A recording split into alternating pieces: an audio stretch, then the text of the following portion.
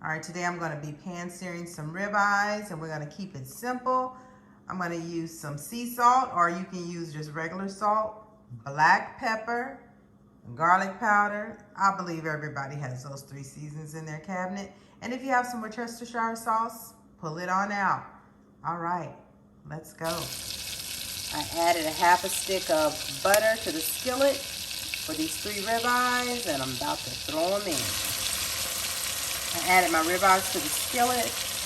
One of the ribeyes is a little bigger because it's a prime cut ribeye.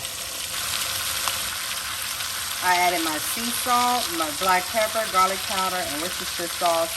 Now I'm about to flip them over and season the other side.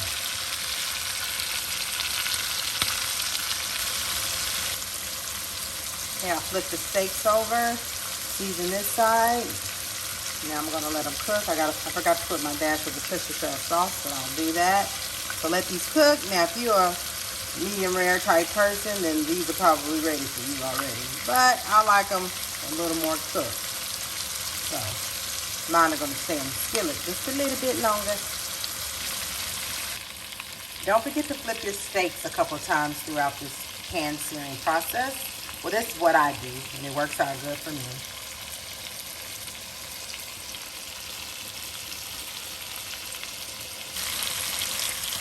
These steaks are looking awesome.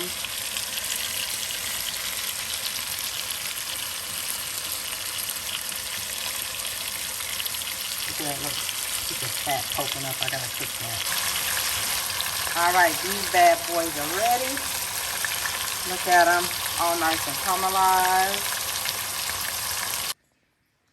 Here's the end result of our steak, our steaks.